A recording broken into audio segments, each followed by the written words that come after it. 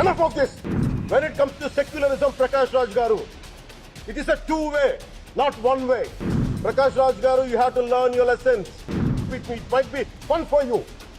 It is not fun for us. When it comes to Sanatana Dharma, please.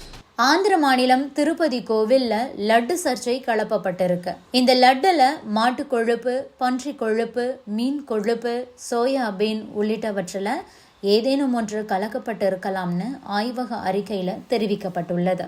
முன்னாள் முதல்வர் ஜெகன்மோகன் ரெட்டி திருப்பதி லட்டுவில் விலங்கு கொழுப்பை கலந்து இந்துக்களின் மனதை புண்படுத்தி விட்டதா ஆந்திர முதல்வர் சந்திரபாபு நாயுடு கூறிய நிலையில இந்த ஆய்வக அறிக்கை வெளியாகி உள்ளது சர்ச்சையாக வெடிச்சிருக்கு. இந்த விவகாரம் நாடு முழுவதும் பரபரப்பை கிளப்பி உள்ளது. லட்டு தயாரிக்க நெய் அனுப்பிய திண்டுக்கல் நிறுவனம் பிளாக் லிஸ்ட்ல வைக்கப்பட்டிருக்கு.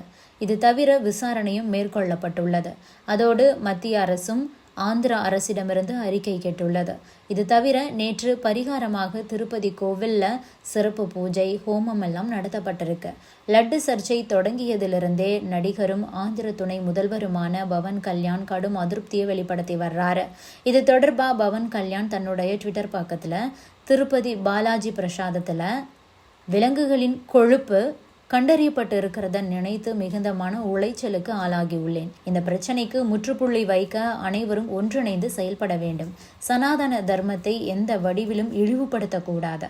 இதனால் ஒய்எஸ்ஆர் காங்கிரஸ் கட்சியின் அரசால் அமைக்கப்பட்ட திருமலை திருப்பதி தேவஸ்தான வாரியம் இது தொடர்பாக பல கேள்விகளுக்கும் பதிலளிக்க வேண்டும். தற்போது நடந்த இந்த விவகாரம் என்பது கோவில்கள் மற்றும் பிற தர்மத்தின் நடைமுறையையும் நம்பிக்கையையும் இழிவுபடுத்துவதை வெளிச்சம் போட்டு காட்டியுள்ளது. இதில் தொடர்புடையவர்கள் மீது கடும் நடவடிக்கை எடுப்பதில் மாநில அரசு உறுதியாக உள்ளது.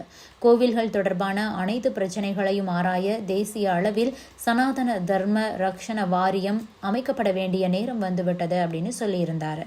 இதற்கு நடிகர் பிரகாஷ் ராஜ், அன்புள்ள பவன் கல்யாண் அவர்களே, இந்த சம்பவம் நீங்கள் துணை முதல்வராக இருக்கும் மாநிலத்தில் நடந்துள்ளது. குற்றவாளிகளை கண்டுபிடித்து கடும் நடவடிக்கை எடுக்கப்பட வேண்டும். ஆனால் அதை விட்டுவிட்டு நீங்கள் ஏன் தேவையற்ற அச்சத்தை பரப்புகிறீர்கள்? இந்த பிரச்சனையை தேசிய அளவில் ஊதி பெரியதாக்க வேண்டிய அவசியமில்லை. ஏற்கனவே நாட்டில் போதுமான வகுப்புவாத பதற்றங்கள் உள்ளன அப்படின்னு சொல்லியிருக்காரு. இந்த நிலையில தான் நடிகர் பிரகாஷ் ராஜுக்கு மீண்டும் பவன் கல்யாண் பதிலடி கொடுத்திருக்காரு. லட்டு விவகாரத்துல 11 நாள் விரதம் கடைபிடித்து வரும் பவன் கல்யாண் விஜயவாடா பத்திரிகையாளர்களை சந்திச்சாரு. அப்போது நடிகர் பிரகாஷ் ராஜை கடுமையாக விமர்சனம் பண்ணியிருக்காரு. லட்டு விவகாரம் பற்றி நான் ஏன் பேசக்கூடாது? என் வீடு மீது தாக்குதல் நடத்தப்படும் போதுதான் நான் பேச வேண்டும். பிரகாஷ் ராஜ், நீங்கள் பாடம் கற்க வேண்டும். நான் உங்களை மதிக்கிறேன். இது பிரகாஷ் ராஜுக்கு மட்டுமல்ல, மதச்சார்பின்மை என்ற பெயரில் குறிப்பிட்ட வழியில் செல்லும் ஒவ்வொருவருக்கும் தான். நான் மீண்டும் சொல்கிறேன், நாங்கள் மிகவும் பாதிக்கப்பட்டுள்ளோம். எங்களின் உணர்வுகளை கேலி செய்ய வேண்டாம். இந்த சம்பவம் உங்களுக்கு வேடிக்கையானதாக இருக்கலாம், ஆனால் எங்களுக்கு அப்படி கிடையாது. இது ஆழமான வலியை தந்துள்ளது. சனாதன தர்மத்தை பற்றி பேசுவதற்கு முன்பாக 100 முறை யோசித்து பேசுங்கள் அப்படின்னுட்டு எச்சரிக்கை விடுத்திருக்காரு.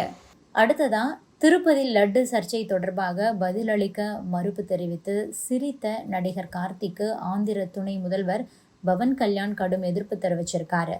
இதனையடுத்து நடிகர் கார்த்தி பவன் கல்யாணிடம் மன்னிப்பு கோரியுள்ளார்.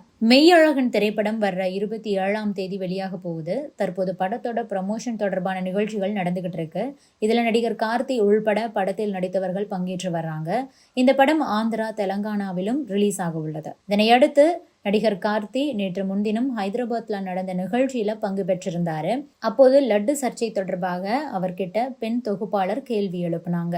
அப்போது நடிகர் கார்த்தி, நாம் இப்போது லட்டு பற்றி எதுவும் பேச வேண்டாம், இது சென்சிட்டிவான டாபிக், இதை பேச நான் விரும்பவில்லை, லட்டு இப்போது வேண்டாம் அப்படின்னு சொல்லி சிரிச்சாரு.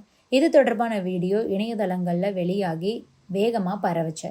இதற்கு கடும் எதிர்ப்பு கிளம்பியது. நடிகர் கார்த்தி திருப்பதி லட்டு விஷயத்தை கிண்டலாக எடுத்துக்கொண்டு சிரிப்பதா விமர்சனங்கள் எழுந்தது. இது தொடர்பா நடிகராக இருந்து ஆந்திர துணை முதல்வராக பொறுப்பு வகித்து வரும் பவன் கல்யாண் கிட்ட விஜயவாடாவை சேர்ந்த பத்திரிகையாளர்கள் கேள்வி கேட்டிருக்காங்க.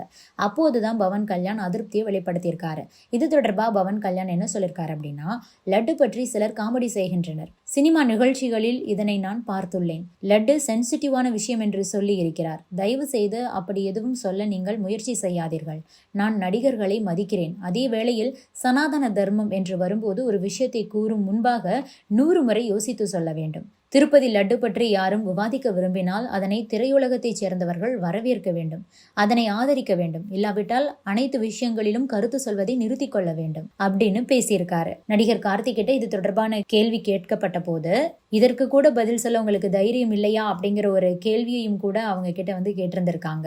இந்த நிலையில தான் பவன் கல்யாண் கிட்ட நடிகர் கார்த்தி மன்னிப்பு கேட்டிருக்காரு. தன்னுடைய ட்விட்டர் பக்கத்தில் என்ன சொல்லியிருக்காருன்னா, டியர் பவன் கல்யாண், உங்கள் மீது மிகுந்த மரியாதை உள்ளது. எதிர்பாராத வகையில் நடந்த தவறான புரிதலுக்காக நான் மன்னிப்பு கேட்டுக்கொள்கிறேன்.